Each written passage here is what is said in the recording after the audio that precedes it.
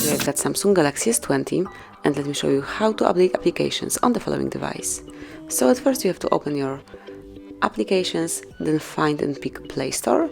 Here just click on the More icon, which is 3 lines in left upper corner, and then select My Apps and Games.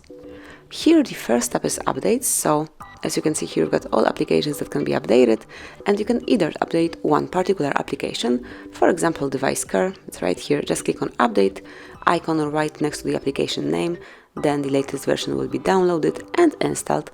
Here you can observe the progress, so just give it a couple of seconds, that's it, and as you can see, now it's under recently updated.